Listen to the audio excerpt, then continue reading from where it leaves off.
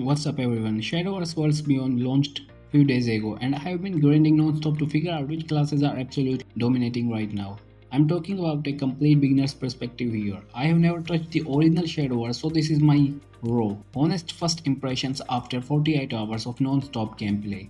Today we are ranking all 7 classes from S tier broken to D tier struggling, and I'm gonna show you exactly which classes you should be playing if you want easy wins and which ones you should probably avoid until you get better at the game. Here's how I'm ranking these. I played each class for at least 15 matches, tracked my win rates, and I'm judging them on 3 things: raw power level, how often they just steamroll games; beginner friendliness, how easy they are to pick up without making your brain hurt; fun factor, because nobody wants to play a class that feels like homework. I'm being completely honest about my skill level here. I'm trash at card games, but that is exactly why this tier is valuable. This is what you will experience if you are jumping in as a complete noob. Starting at the bottom with D tier, the classes that literally made me rage quit multiple times. Runecraft. Runecraft lands in D tier and I am not even sorry about it. My win rate was a pathetic 23%. This class is all about spells and complex spell combinations, but as a beginner, I had absolutely no idea what I was doing. Every turn felt like solving a math equation while someone is pointing a gun at your head. The main issues I ran into were too many spell interactions to keep track of, requires perfect timing and sequencing that I just don't have, gets absolutely demolished by aggressive decks before you can set up. The learning curve is basically a vertical wall. I know some big brands players are probably crushing with this, but for us smooth brand beginners, hard pass. Come back to this in like 6 months when you actually understand the game. C tier is for classes that are not terrible, but they are definitely struggling in this launch meta. Abysscraft. Abysscraft sits in C tier with a 38% win rate. Now this is actually a brand new class that combines elements from the old Shadowcraft and Bloodcraft, which sounds cool in theory. The problem is it feels like they tried to do too much and ended up being mediocre at everything. The class has some interesting self-damage mechanics and life manipulation, but I kept running into situations where I had hurt myself setting up combos only to get finished off before I could execute them. It's not that the class is fundamentally broken. I can see the potential, but right now it feels like you are fighting an uphill battle. Forestcraft. Forestcraft also lands in C tier with a 41% win rate. This class is all about playing multiple cards per turn and creating these elaborate combo chains. When it works, you feel like a genius. When it doesn't work, which is most of the time for beginners, you just waste your entire hand accomplishing nothing. The main issue is resource management. I constantly found myself either running out of cards or having the wrong cards at the wrong time.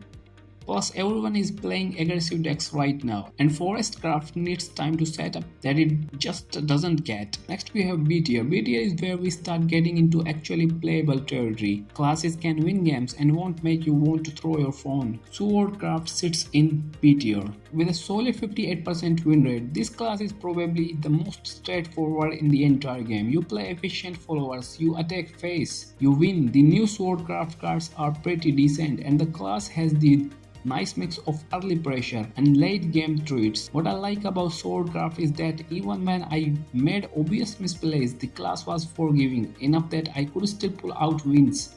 The reason it's not higher is that it's a bit one-dimensional. You are basically always doing the same thing, and against the top tier classes that predictability becomes a problem. Heavencraft also earned B tier with a 56% win rate. This is your classic control class with lots of healing, removal and big late game threats. If you like playing the long game and making your opponent suffer, this is your class. The super evolution mechanics in Heavencraft are actually pretty cool. You can transform your weaker followers into absolute units that just take over games. But the problem is surviving long enough to get there. Against the really aggressive deck, sometimes you just get run over before your game plan comes online. Both of these classes are totally viable for climbing and they are beginner friendly enough that you won't feel completely lost. Just don't expect them to be overpowered. Let's move to the A tier. A tier is where the legitimately strong classes live. If you want to climb ranks without your brain melting, pick one of these. Portalcraft.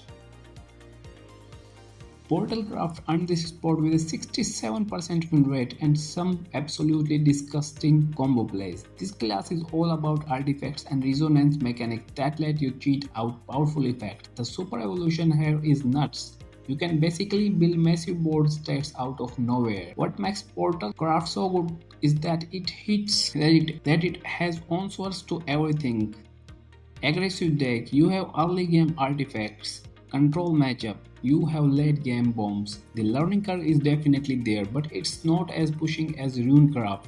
When you mess up, you don't automatically lose.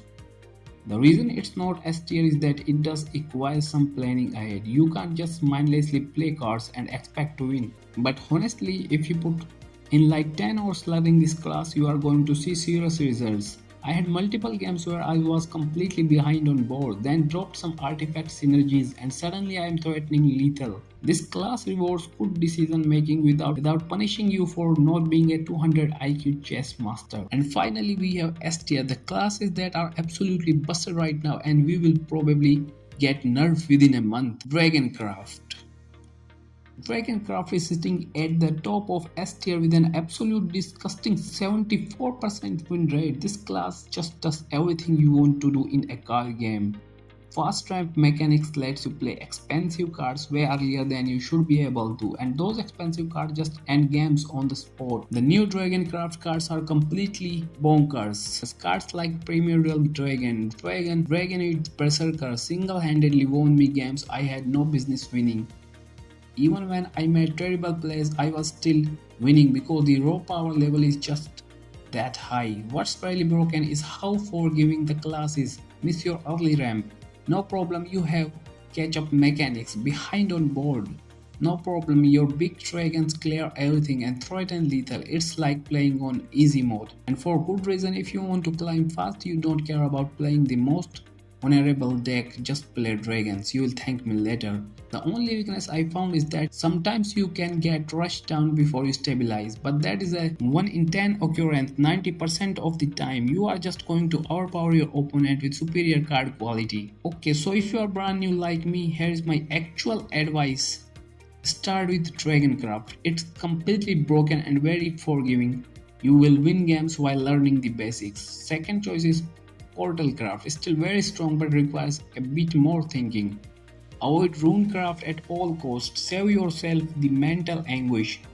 Abysscraft and Forestcraft, try these once you understand the fundamentals but don't expect immediate success. Swordcraft and Heavencraft, solely reliable choices that teach you good fundamentals without being overpowered. Remember, this is week 1, the meta will definitely shift, but power level differences this big usually stick around for a while. That's my complete beginner tier list for Shadowverse Worlds Beyond. I'm probably completely wrong about half of this stuff and the meta will shift as people figure out optimal builds, but this is the honest experience of someone jumping in day 1. Comment and let me know if your experience matches mine, especially if you think I'm completely wrong about something. I'm still learning and I want to know what I'm missing. If this helped you with Runecraft, smash that like button, subscribe for more Shadowverse content.